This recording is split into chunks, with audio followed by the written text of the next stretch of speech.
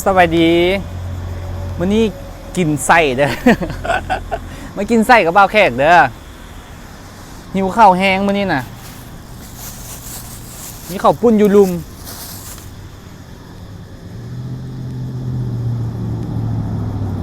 ไส้ตันเด้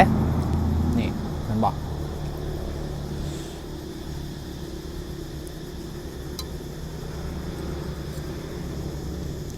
จำเจียว โอ้ยบ่ได้กินคือว่าสมัครต้อนรับเลยแท้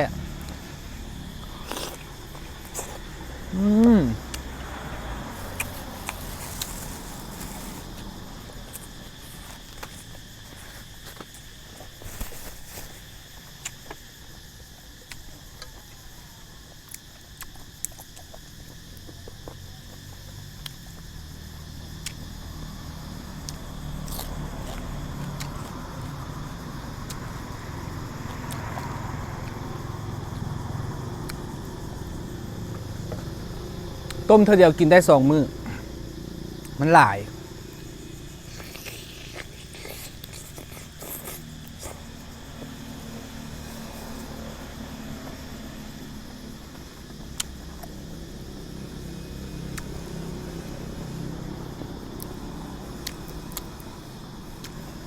ต้มหอมป้อม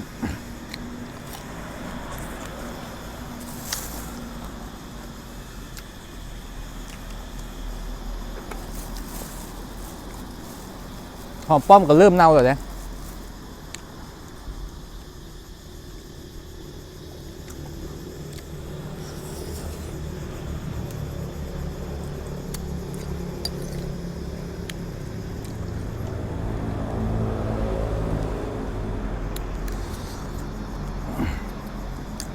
จำเจียวสุ่มคักๆเลย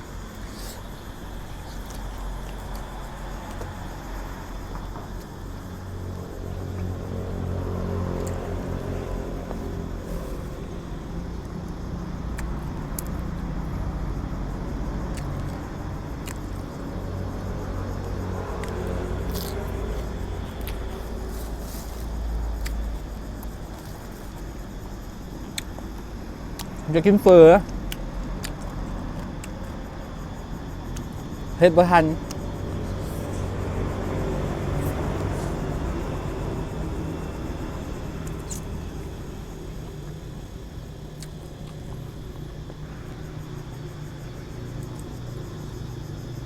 ก็เลยไปค้นตู้เย็นว่ามีอย่างพอกินได้ในไวๆไปเห็นใส่ต้มไว้เมื่อวานนี่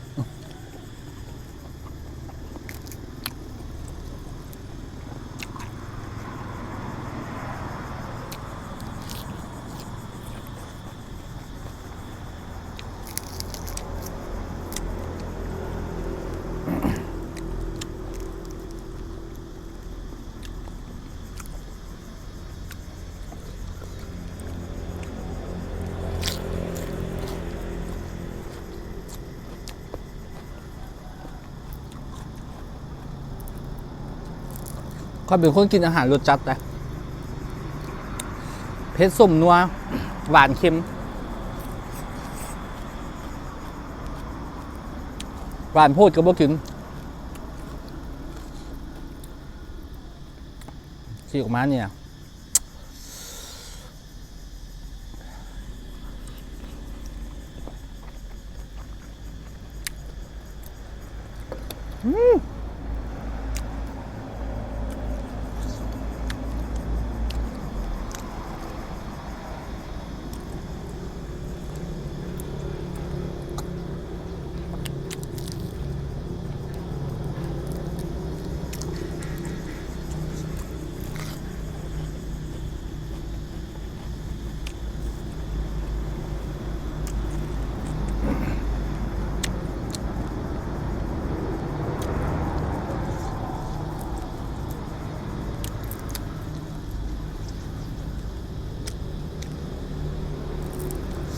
เริ่มเผ็ดมาปลายซุปหินละ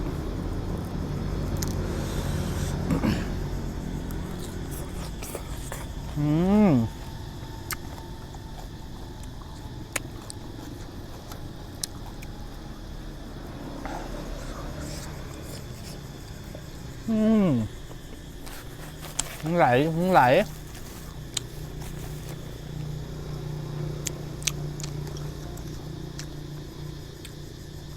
ปากก็คือที่ดีอยู่นะมันคือไหลดีแฮะ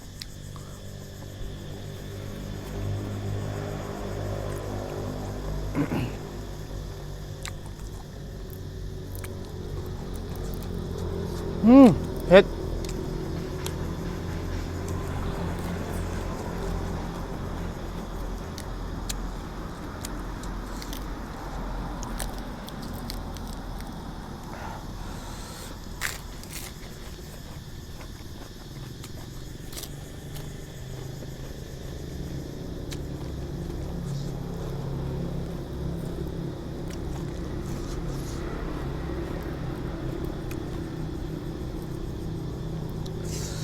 เพื่อดีขนาดใส่เนี่ย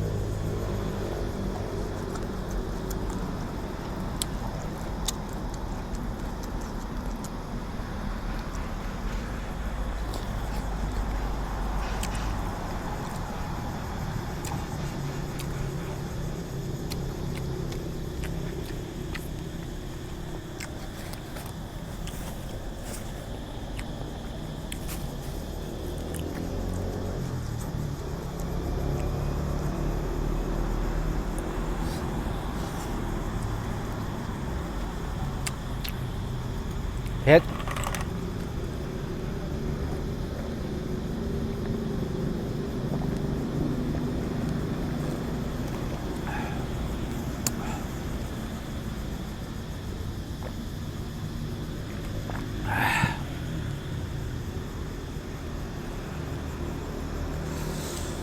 อ๋อเผ็ดเผ็ด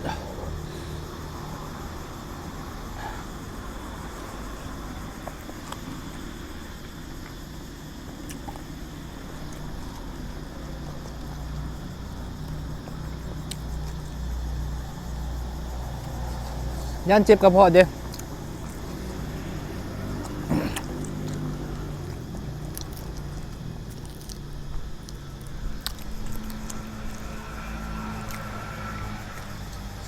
เดี๋ยวก็มีคนมาบ้างเพชรมันกินให้ยังบักงูผัดไปอีก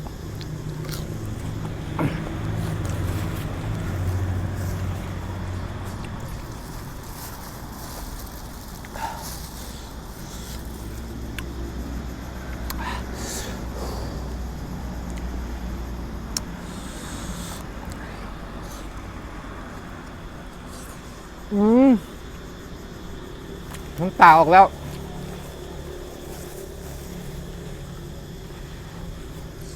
โอ้ยเผ็ดเผ็ดเผ็ดเผ็ด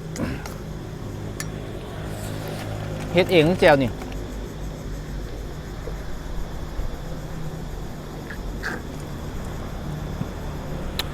แห้งกินเป๊ปซี่แห้งกินน้ำก้อนใส่แห้งเผ็ด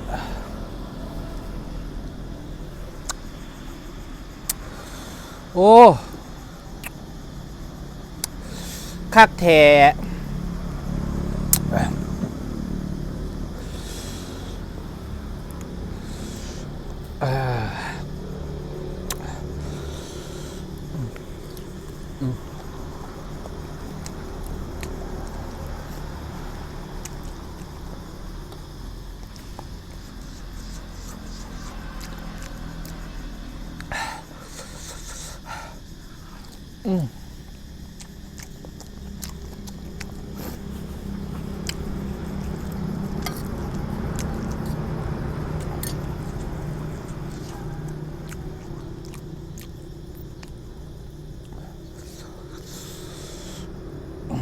หยาบหยาบ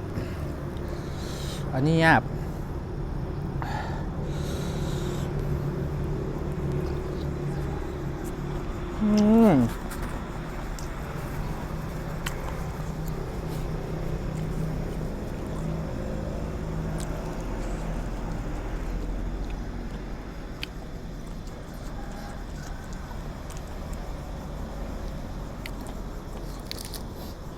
ใบมันเห่า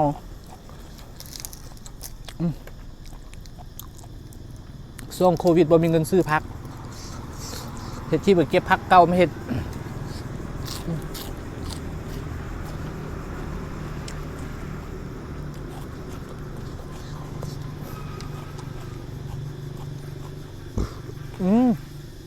แบบซี่เฮ็ดเสร็จละไปแล้วเด้อเฮ็ดแห้ง